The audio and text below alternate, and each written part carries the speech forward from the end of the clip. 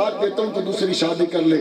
اس نے کہا نہیں، بات اصحاب رسول کی ہے، بات اہل بیت رسول کی ہے، میں تیرا انتظار کروں گی. اس نے کہا کتنا انتظار کرے گی؟ اس نے کہا میں زندگی بھر تیرا انتظار کروں گی. قل غلامان صحابہ کے لوگوں، اس نے کتنا انتظار کیا؟ 1 سال انتظار نہیں کیا، 2 اور 3 سال انتظار نہیں کیا، اس نے 27 سال تک انتظار کیا. 27 سال تک انتظار کیا. 27 سال کے بعد جب وہ بوڑھا ہو کر جوانی ساری گزار کر سلاخوں سے باہر آیا اور اس کی بیوی کی کمر جھک چکی تھی اور اس کے سر میں سفیدی تھی اور وہ اپنی جوانی کی بہاریں گزار چکی تھی، میں جا کے ان سے ملا. میں نے کہا تمہاری زندگی کیسے گزری؟ انہوں نے 2 لفظوں میں جواب دے کر کہا، حضور کے حرم کی عزت کے لیے اگر اور 27 سال بھی آئے تو ہم قربان کرنے کے لیے تیار ہیں. حضور کے اصحاب کی حرمت کے لیے یہاں پر قربانیاں دینے والوں نے غم کو لے کر بہانہ نہیں بنائے، یہاں پر انہوں نے اپنے قدم آگے بڑھائے. چونکہ ایمان کا مسئلہ کس کو کہتے ہیں؟ ایمان کا مسئلہ اس کو کہتے ہیں جب بھی کوئی بندہ بات کرتا ہے وہ کیا کہتا ہے؟ وہ کہتا ہے مولانا صاحب، پیر صاحب، استاد صاحب دعا کریں اللہ میرا خاتمہ ایمان پر کرے، اللہ میرا خاتمہ ایمان پر کرے.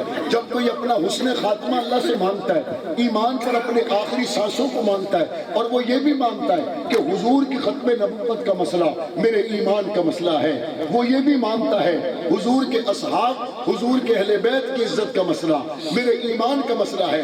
پھر وہ جب حسن خاتمہ کی دعا کرواتا ہے تو اس کو پھر یہ بات سمجھ لینی چاہیے، جو چیزیں ایمان کے اندر داخل ہیں وہ آخری سانس تک جاری رکھنا ایمان کا تقاضا ہے. آخری سانس تک ان پہ کام کرنا ایمان کا تقاضا ہے، غیرت ایمانی کا تقاضا ہے. اور آج ہم دیکھتے ہیں اللہ تعالیٰ نے ان لوگوں کی مدد کی جن لوگوں نے اپنے گھر چھوڑے، کنبے چھوڑے، قبیلے چھوڑے، حضور کے دین کے لیے کھڑے ہو گئے. وہ بڑی بڑی طاقتیں، وہ بڑا بڑا اسلحہ، وہ ٹیکنالوجی کے ساتھ آنے والے لوگ جو اس وقت کہتے تھے چند دنوں میں ختم کر دیں گے، اور دوسری طرف دنیا ان کو کیا کہتی تھی؟ کہتی تھی ایک طرف ایٹم ہے، ایک طرف اسلحہ ہے، ایک طرف طاقت اور بارود ہے. اور ملا عمر نے کہا تھا بس بات اتنی ہے، تمہاری نظر اسباب پر ہے، میری نظر مسبب الاسباب پر ہے. اور صحابہ اکرام کا اگر ماحول پڑا جائے تو حضور کے یہ ساتھی جب جنگ غزوہ احزاب کے موقع پر قرآن کیا کہتا ہے؟ قرآن کہتا ہے جب فوجوں کی فوجیں آئیں نا حضور کے صحابہ پر حملہ کرنے کے لیے، مدینہ منورہ پر چڑھ دوڑنے کے لیے، تو قرآن کہتا ہے یہ گھبرائے نہیں. قرآن کہتا ہے وَلَمَّا رَأَى الْمُؤْمِنُونَ الْأَحْزَابَ قَالُوا هَذَا مَا وَعَدَنَا اللَّهُ وَرَسُولُهُ. جب انہوں نے لشکروں کو آتے دیکھا، مختلف نیٹو افواج کو اپنی طرف آتے ہوئے دیکھا، تو اس وقت انہوں نے کیا کہا؟ انہوں نے کہا یہ وہ اللہ کا وعدہ ہے اور اس کے رسول کا وعدہ ہے کہ جب ایمان لاؤ گے تو آزمائشوں سے گزارے جاؤ گے، تکلیفوں سے گزارے جاؤ گے. هَذَا مَا وَعَدَنَا اللَّهُ وَرَسُولُهُ وَصَدَقَ اللَّهُ وَرَسُولُهُ وَمَا زَادَهُمْ إِلَّا إِيمَانًا وَتَسْلِيمًا. قرآن مجید کہتا ہے جب ان کی طرف بڑی بڑی افواج اور بڑے طاقت سے لدے ہوئے اسلحہ کے ساتھ لشکر آئے تو ان کے ایمان کو اللہ نے اور زیادہ کر دیا، ان کی جرت کو، ہمت کو اللہ نے اور زیادہ کر دیا. اور وہی وہ وقت تھا جس میں منافق بھاگتے ہوئے نظر آئے اور صحابہ ڈٹتے ہوئے نظر آئے. حالات آتے رہتے ہیں اور آ کر چلے بھی جاتے ہیں، اور یہ آتے اسی لیے ہیں تاکہ اللہ ان حالات کے ذریعے دنیا کو دکھا دے کہ سچے کون ہیں، جھوٹے کون ہیں.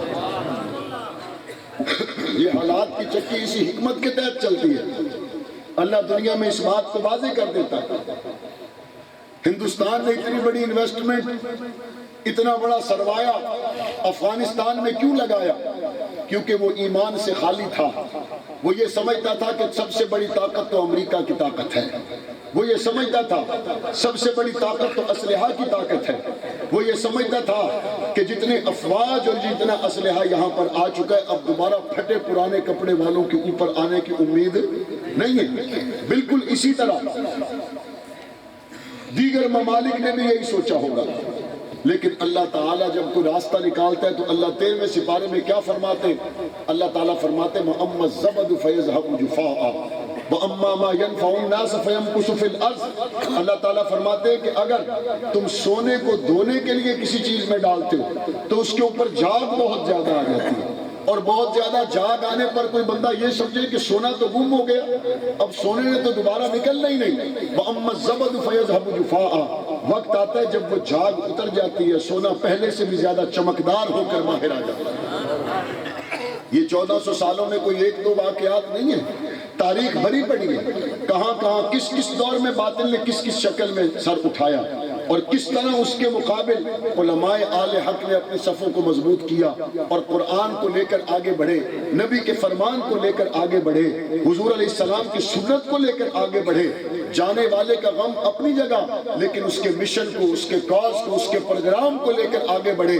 جب کوئی اس طرح آگے بڑھتا ہے تو اللہ تعالیٰ پھر اس کی مدد فرماتا ہے۔ ہم کال کوٹھڑیوں سے نکلے آپ کے سامنے کھڑے، ہم مصائب سے نکلے آپ کے سامنے کھڑے، اللہ کا شکر ہے اگر ہم کال کوٹھڑیوں میں گئے، ہم سلاخوں کے پیچھے گئے، ہمارے ہاتھوں میں ہتھکڑی لگی، ہم وہاں پر بھی صحابہ کی عزت کے پہرے دار تھے، ہم یہاں پر بھی صحابہ کی عزت کے پہرے دار ہیں۔